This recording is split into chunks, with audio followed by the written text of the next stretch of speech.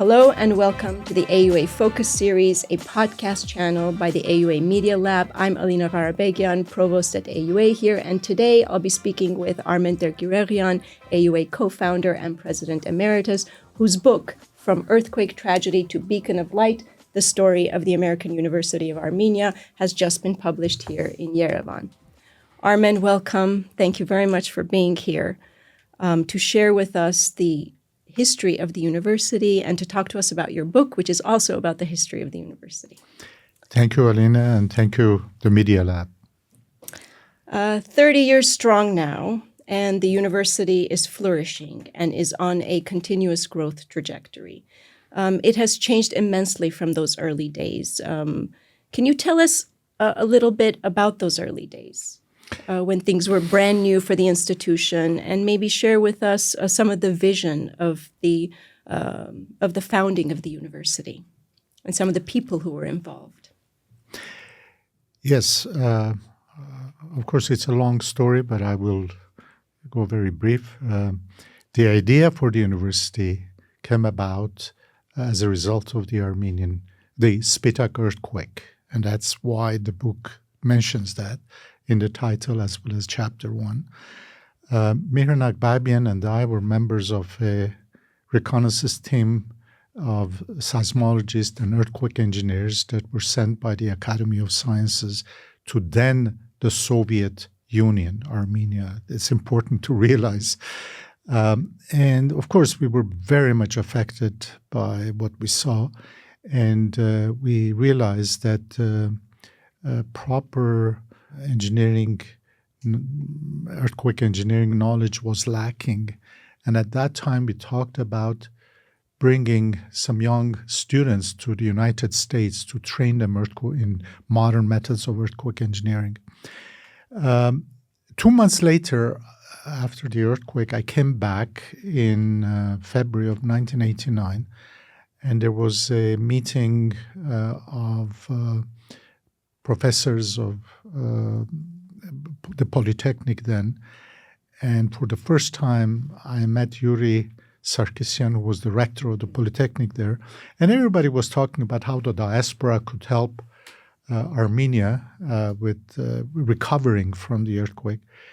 And Yuri said it would be good to bring the American approach to higher education to Armenia. He had been at Stanford for a year, and he was well aware of the American educational system. So the idea was, rather than taking Armenians from here to the United States for higher education, to bring higher education, American higher education, to Armenia. So this struck me as a really interesting idea. I was aware of AUB and the influence it had had. So I went back, talked to me, and we wrote a proposal. We sent it out. It's a long story, so I will. But among many responses, Louise, Manuki, and Simone wrote a short letter, said, this is an excellent idea. We'll put money behind it. So, ideas are dime a dozen, but unless there's money behind it, now we had money behind it. So the vision was to bring American style, American method of higher education to the United States, to then Soviet Armenia. This is important. We are still talking about Soviet Armenia, 1989.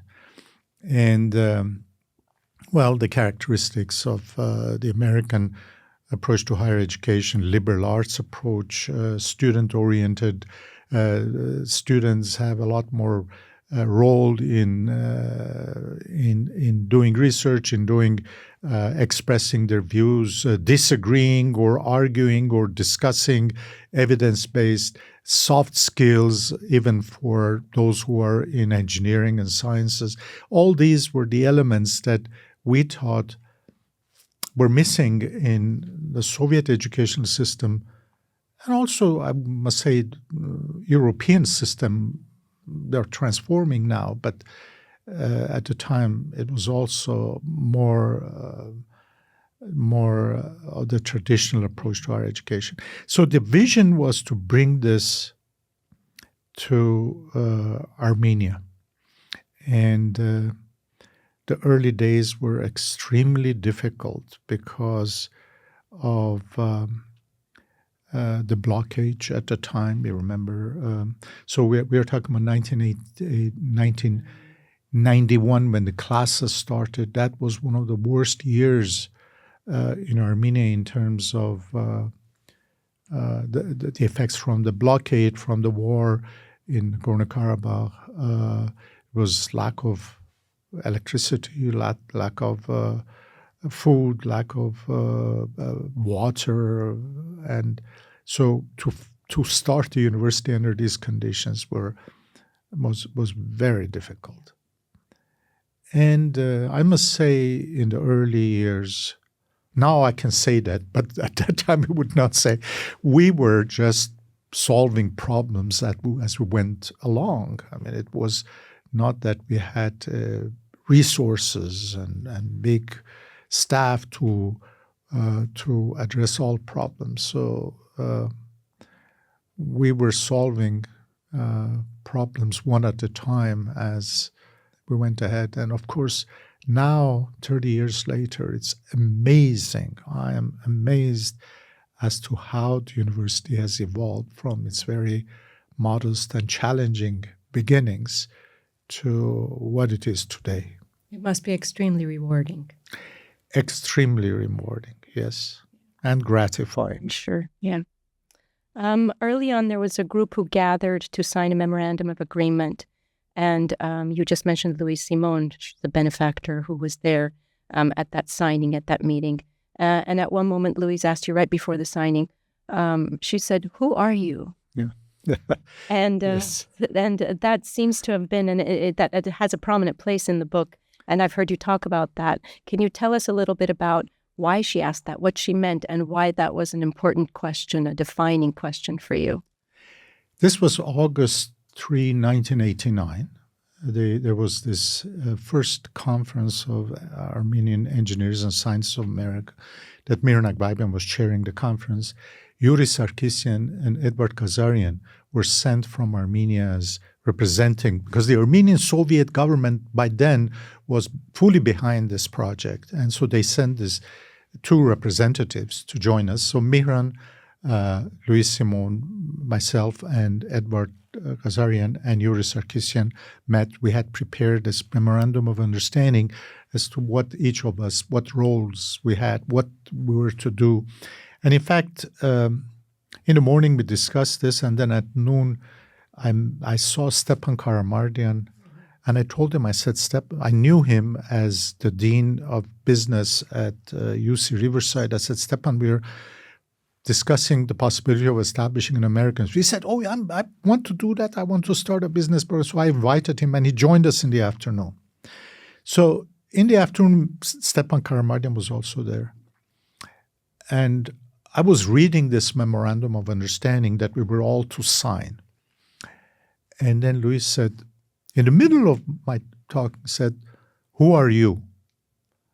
I was taken aback, it was, and then I guess she noticed that she said, what I mean is, are you representing yourself or are you representing University of California at Berkeley? To be honest, Mihran and I had really not thought about that. Were we acting as individuals or representing our respective universities? So that completely changed the direction. She said she doesn't want to work with individuals.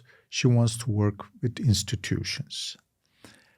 And so she was an extremely insightful person. She really had the understanding of how institutions are established. And for her, it was very important to engage an institution. So the rest of that meeting, we spent drafting a letter to the president of University of California, David Gardner at the time. And Stepan Karamardian was helpful because he was dean, and he had interactions with the UC level administration. So that letter went out from Louise to Gardner, said these three professors, we were all affiliated with UC Stepan and I were UC employees, but Miran was a graduate of UC Berkeley. And she said, will you help us in establishing this university? And that completely, put the process in a different level. Direction. It was a game changer. Yeah. Definitely. Yeah. So you've just mentioned the UCs, the UC system, but also AGBU, the University of Southern California, by way of Mihran Akbabian's involvement. They have all had sort of seminal influences, right? They've played major roles in some of the organizational, the academic, the governance infrastructures of the university. Can you tell us a little bit about how those connections came into being and why these institutions in particular, the UC is kind of obvious, but the others as well, AGBU, for example? Well, of course, AGBU was represented because Louise was at the time the executive vice president and then president of AGBU. And so she was speaking on behalf of AGBU, although she had very strong personal interest in it as well. USC had an important role in later years in allowing Mihran to spend a lot of time as the founding president and also providing some resources to the effort. But the role of UC, University of California, is of a different magnitude. Gardner agreed to explore the possibility.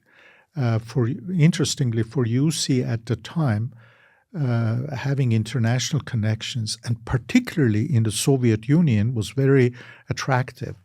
And so he agreed to explore. He appointed his senior vice president for academic affairs and provost, William Fraser, to form a committee. So William Fraser formed a committee.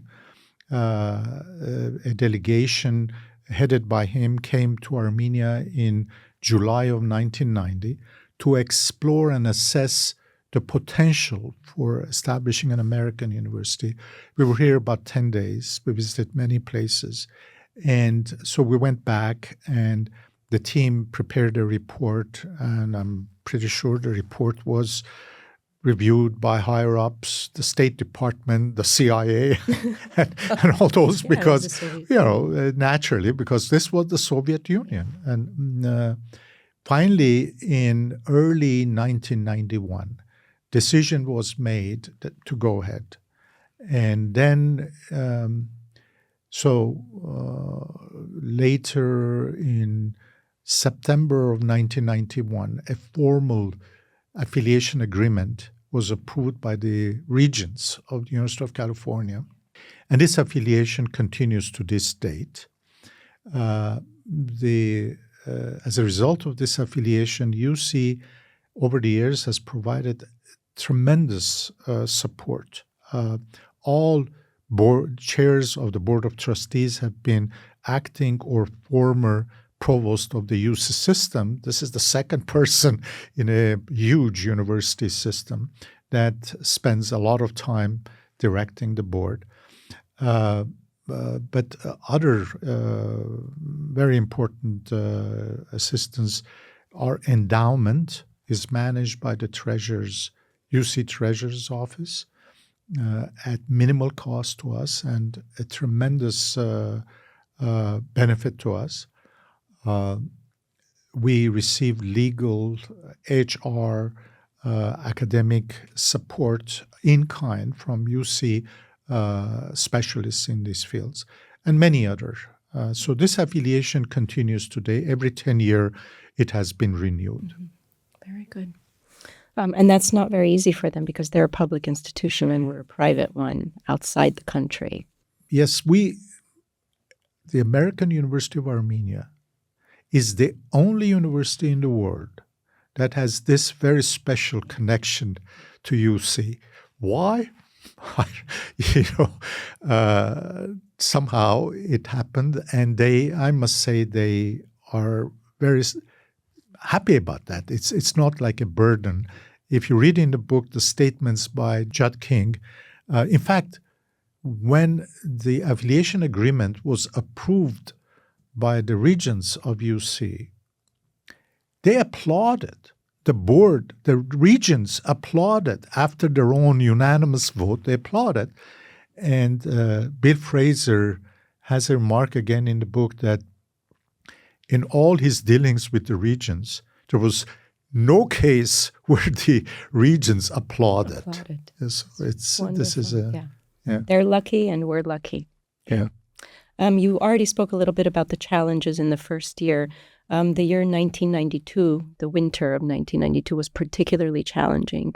Many hardships borne by students, employees here, and also difficulties for people in the diaspora whose hearts were here, who were working diligently in California on behalf of the university. Are there any stories that you remember from that year, that winter in particular, that have special resonance for you? I was here in January of 92. I saw it personally. The difficulties were enormous. There was no transportation. Students were walking in the snow for hours to get here and go home. And many of them were staying in this building because this building was probably slightly warmer than their own homes. We had just a few hours of electricity per day. So you can imagine teaching classes, running computers in these conditions were very difficult. Believe it, this building, the AUA building, because of the cold, everything shrinks.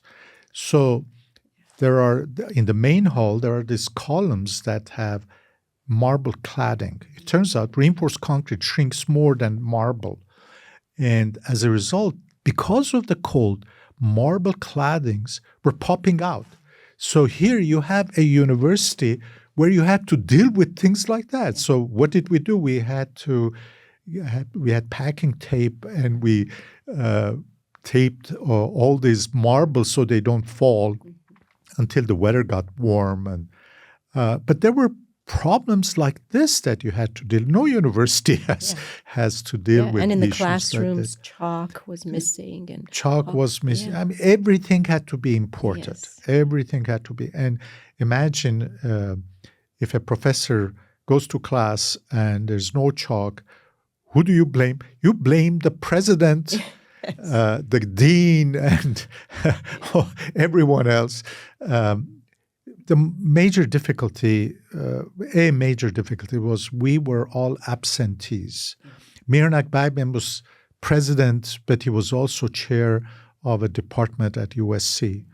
I was dean of engineering, and I was a professor at Berkeley. So we all were coming and going periods of time, spending more summer here during the year. A few times it would come, but this was one of the biggest weaknesses of the institution in the early years of not having on-site leadership and also having only visiting professors. They would come in these difficult conditions and they would stay for a semester and would go. So there are many, many challenges that you had to deal with. Continuity, for example, from semester to semester, from course to course. These were academic challenges that we had to deal with. There were also challenges, personal challenges that you had. There's stories in the book about how the fax machine would go off in the middle of the night and there would be paper jams and so on. So tell us a little bit about that. Yes. Well, in the early years, there was no email, you remember. Well, there was email starting in 92, but it was not used a lot. It would go to Moscow. Everybody would read, and then they would call and read the message to whoever was intended. It was not convenient. So we were primarily working through fax. Our fax machine was downstairs from our bedrooms were upstairs. And, of course, when do they send fax from Armenia? Well, around noon or early afternoon. That's midnight or early morning or past midnight in the United States. And very often our fax machine would jam and it would ring and ring. So I would have to come down and fix the fax machine. And God forbid if I read the memo and it had some disturbing news. report or news, I couldn't sleep anymore. And so those were personal challenges in the early years. Yeah.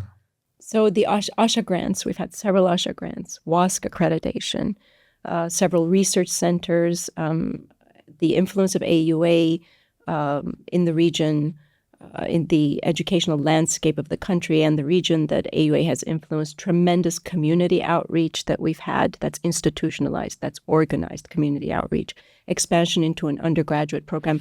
There are many, many such wonderful accomplishments. Is there one, or maybe two, that you are personally very proud of, or that has some personal meaning to you? Yeah. ASHA, a program under USAID for American universities, schools, and hospitals outside the United States. We received our first ASHA grant on competitive basis at the end of the, in early 93. So we applied in 92 and we got it in 93. This gave us a tremendous boost. The money amount, about $1 million, was about the same amount as our first year budget. And we could use this to get supplies, we said chalks, but books, most importantly, books, computers. We could renovate the building, and it was a tremendous. I must say, over the years, we have been very fortunate and in getting support on competitive basis. It's simple. It's not just granted. You have to compete with other universities with ASHA grants. I think today probably it's approaching $20 million over the years that we've gotten.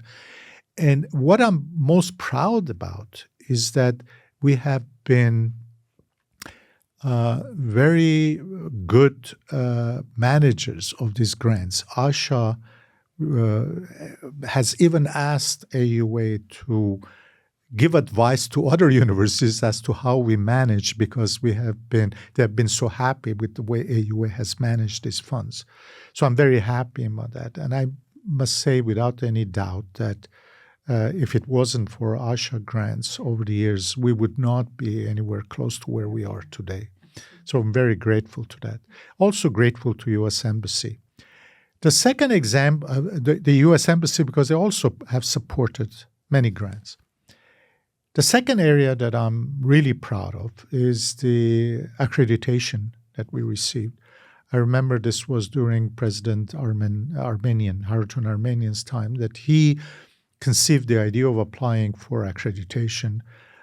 Some of us thought it's too early maybe for us, we're not ready, but he pushed and we got ready. The staff, Lucik Danielian, then Don Fuller, and many others worked very hard.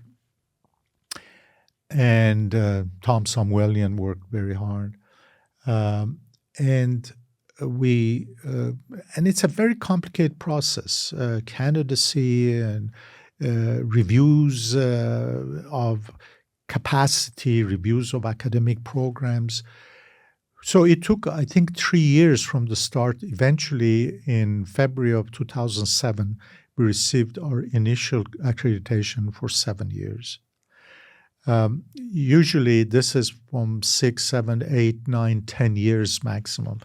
We were the very first university outside United States that Western Association of Schools and Colleges considered for accreditation and gave accreditation.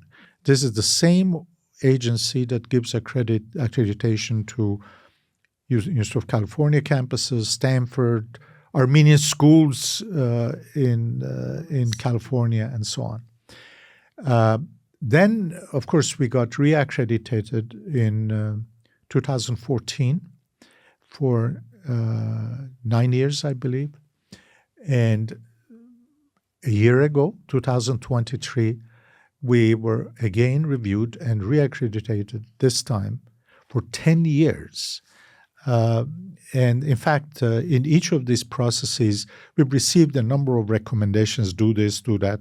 But we've also every time received commendations. And I have listed some of these commendations in the book, which reflect the improving quality and processes of the university that was considered very highly. So we received 10 years, which is the maximum. Even some of the University of California and Cal State campuses don't receive 10 years. And here we are in far-fetched Armenia and received 10 years. Again, very rewarding. Yeah. You've referred to AUA as your third child. You've said that to me many times. You say it in the book. You have this wealth of knowledge and information about the institution that goes back to its very, very first days. And you have a storehouse of memories. In fact, I'm always astonished at how well you remember things, how clearly. What brought you to want to memorialize all that in a book? And can you tell us a little bit about the process, the idea of writing the book, the commitment to sit to archival and historiographical work? Mm-hmm. Talk to us a little bit about that process, please. Well, about the third child, it's in the acknowledgement. In the early 90s, I was traveling a lot on AUA, on behalf of AUA and UC. I would work all day at UC Berkeley, would come home, eat dinner, and then work for AUA. So I was not spending enough time with our little children, Naira and Seppo. And Nelly had the burden. She was really helpful and fully concentrated. And one day, in the early 90s, I said, Nelly, shouldn't we go for a third child? She said, consider AUA as our third child. So that's how that applied. And really, for our family, it has been like a third child. Now, what was the book? How did you come to want to memorialize all your memories? First, why did I want to write a book? When the co-founders are Stepan Karamardian died very early, 1994, unfortunately, and then Miran, and I consider Luis Simon as a co-founder. Unfortunately, Miran passed away in early 2019, and then a week later, Luis passed away. And I realized I'm the last one from the early co-founders remaining, and I felt that I should write the story because, well, if I go, the story goes also. The process. I have this habit. In my Berkeley office, I had 4 file cabinets, and I would just put things in folders and throw them in this file cabinet. Every paper I wrote had a folder. Every meeting or committee I was engaged in had a folder. So when I retired, boxes and boxes of folders came home. And you can't imagine, there was no room in our garage anymore. It was full of boxes.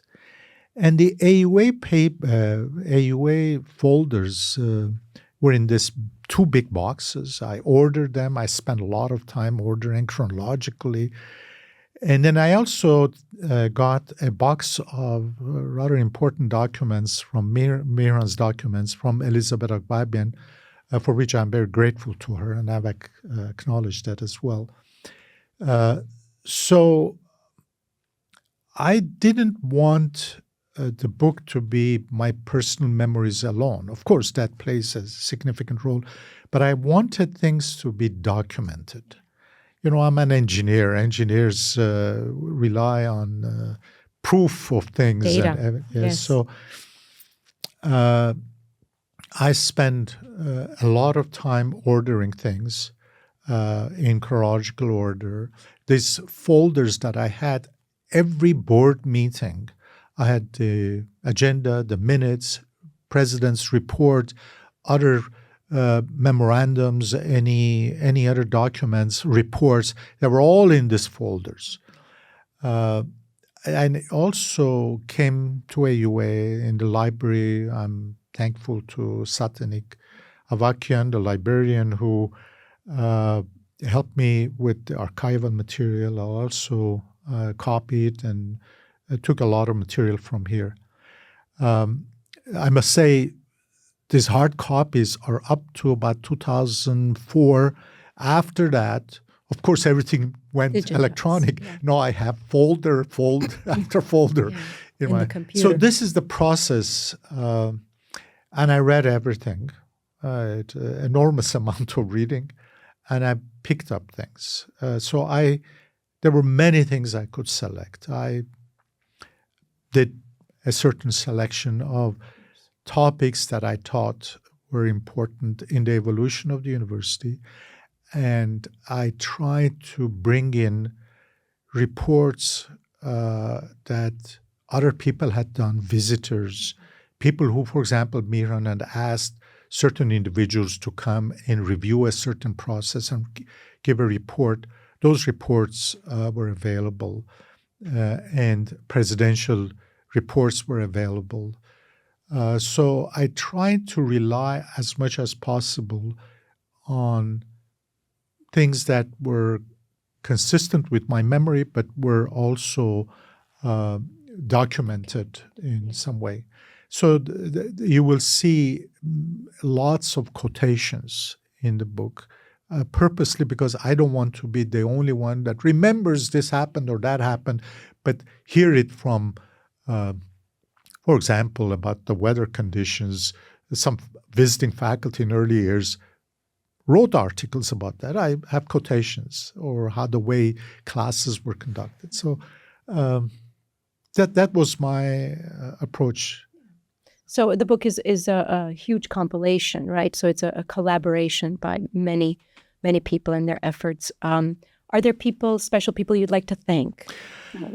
Yes, Alina, there are many. I have about a page and a half of acknowledgement. I cannot list the names of all, but many people helped me in the process.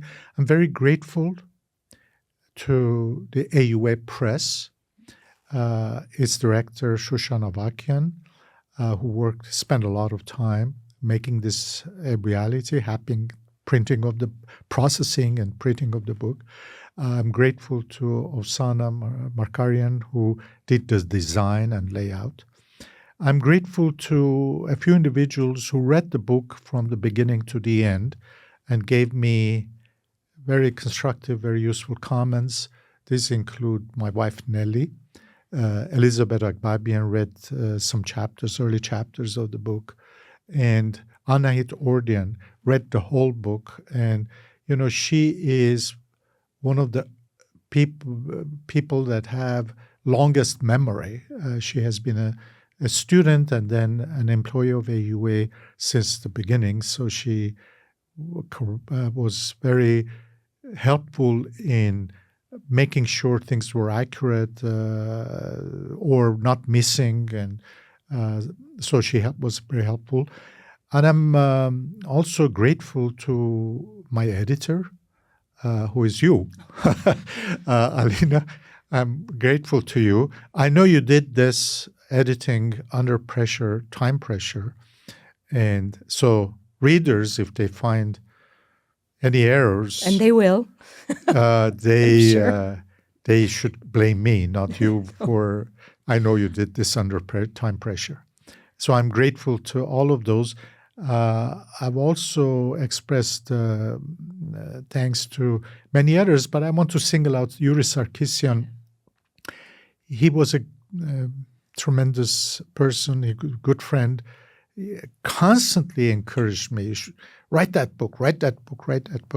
He passed away 2 months ago, so I also want to remember him. Wonderful. Thank you so much, Armen. Thank you very much for sharing your memories of the history of the university and sharing with us the process of authoring that history. And I mean that in both ways, authoring the actual history, co-authoring the actual history of the university itself, and then authoring the book. Thank you very much for being here. And I know I speak for many, many people here at AUA when I say that it's always an honor, always a pleasure to have you here on campus. And thank you to our listeners for being with us today during our conversation. Thank you.